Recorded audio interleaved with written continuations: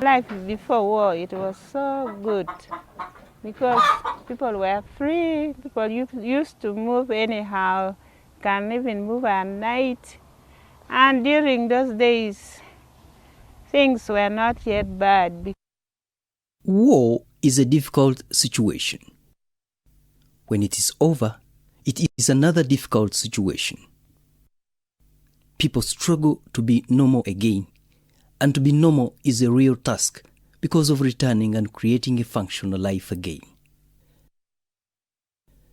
In northern Uganda, the Lord's Resistance Army insurgency displaced people into camps for over 20 years. This resistance was regional against an established government. From 1986 till 2007, it forced people to internally displaced camps for 20 years. But later, people returned home and started life again. It has not been easy. The war affected me because during the war, we were stuck. We could not even move to the village where the land was. So we were here. Life was not easy with my husband. Feeding the children was a problem. That is maybe even why we could not even really work to get enough school fees for our children. Others were also still at school, but when their father died, I could not really raise enough school fees for them. So, all of them anyway, I tried my best to let them stop at O level. It is a loss of direction to the family. Life becomes difficult because each member of the family runs either side to survive. Opio Lily Susan, now a widow, is resident of Laibi Ward in Gulu district. Laibi Ward is located 4 kilometers from Gulu town along the Gulu-Kampala road. It was a famous crossing point for the Lord's Resistance Army rebels from the east to the west entering the park.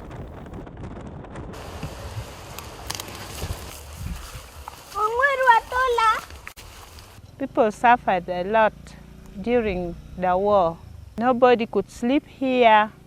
Find people in the evening moving with their luggage looking for safety. If you try to sleep here and they come, they would take you. You carry luggage. Sometimes you stay only during the day. Then at night you have to move look for a safer place. For us, we used to move even up to Sacred Heart. You sleep, in the morning you come back. You prepare food, you go to the garden, but when the evening comes, you just have to leave your home. In the runaway, people stayed in camps. Some lost their lives. Life in the camp was difficult. People in the villages ran to town. People in town ran to villages. But what I would appeal to the government first and foremost is to end the insurgency so that all of us go back home. We know how to teach our children. We go back to our culture.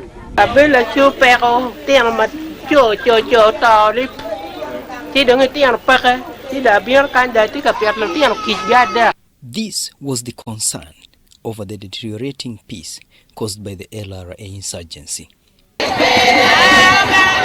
But then there emerged activism and advocacy to demand peace for the suffering people of northern Uganda.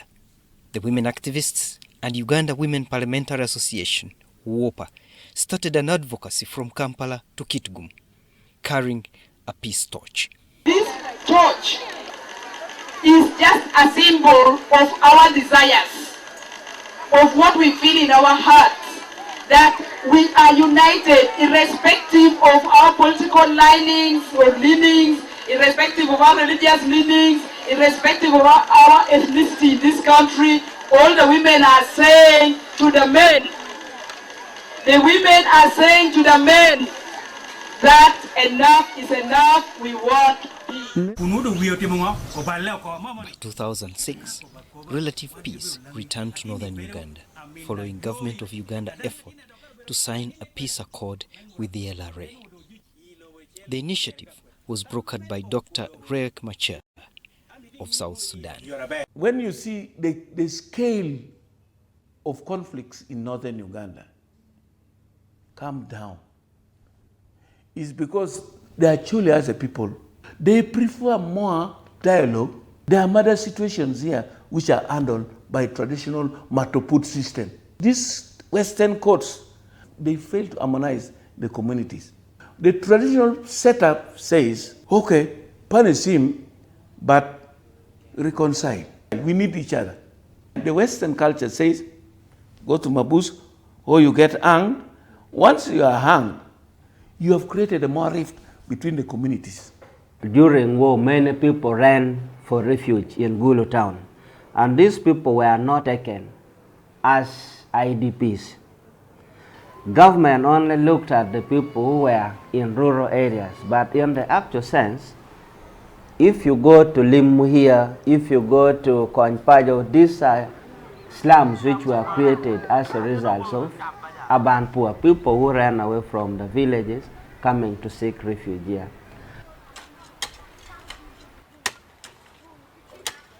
What really went wrong in a war where you have a national government and a rebel group? What were the causes? Why? To call one such witness, we call them rebuttal witnesses. In this war, the rebels were later arrested, following an indictment of the LRA commander Joseph Kony and commanders by the International Criminal Court. A psychiatrist. After that, the defense has the possibility to again respond. The defense, according to the ICC. Up to today, Dominic Ongwen, a rebel commander, is still with the ICC. The presence at the ICC is supported by government of Uganda. A decision will be made by the ICC as a final position on him. We call them rebuttal witnesses, which will be a Back home in Acholi sub-region, people resettled. When war ended, there was deliberate move to ensure that these people are targeted economically so that they move from their current status to a different status quo. We have supported very many of them with CDD.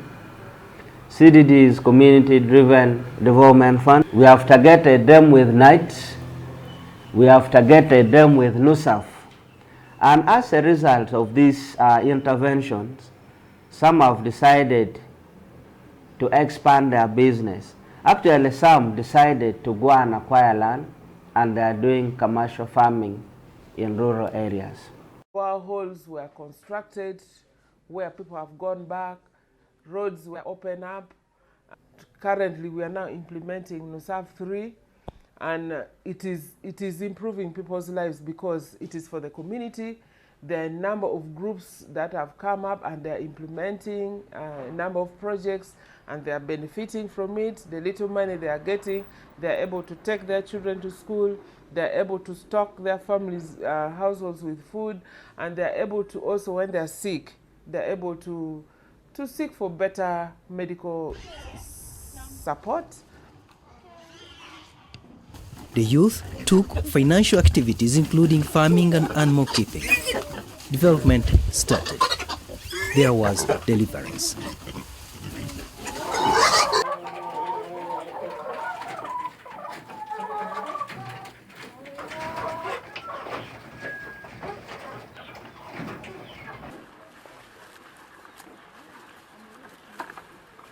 The cow, I got it on loan basis.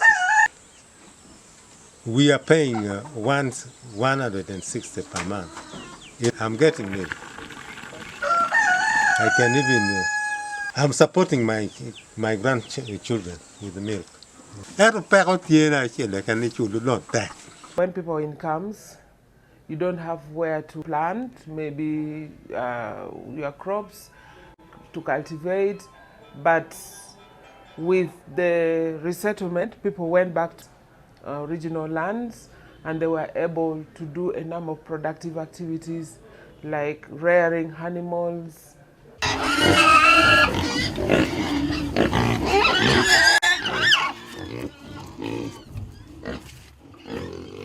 In Laibi division, Opio Lily Susan has a piggery project. She has entered business with her son. This one, the firstborn, he's riding border. He's keeping piggery. Now he's building house for poultry keeping. He's not employed, but he's doing well. He doesn't disturb me. He's looking for his own food, renting his house. After tending the piggery, Opio Lily Susan prepares a meal for her family. Bella, She still has a task of introducing the children to moral values to make them functional. One of the ways of keeping the family together is through preparing a meal and all the family members sharing. Today, life has returned. Families can now cook and eat together. Women are pillars in life and development of families. They are important for a stability of family and proper rising up of children. Opio can now serve food and see her children and grandchildren eat together. In the name of the Father, Son, and of the Holy Spirit, amen. The family is now together, sharing, laughing, and smiling. So it was not easy during the war because you come and prepare food very quickly. You eat, you go to the bush, you sleep, and if you are not lucky, that is the place even where sometimes the rebel will find you in the bush. And that time when they find you in the bush, you can be killed. Some people also died like that. Because you go to the bush to sleep, and that is where they even walk at night. And now we are free. You can do things at your own time. Because even at night, nobody comes to disturb you. You just sleep, even if you leave your door open.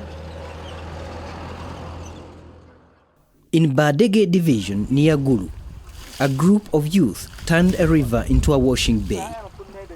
This has helped them stabilize their lives and their young families. Here it's in the boundary of Kasubi and Badege. And it's this river, this bridge, it separates Kasubi and Badege. The river is called Oil Tino.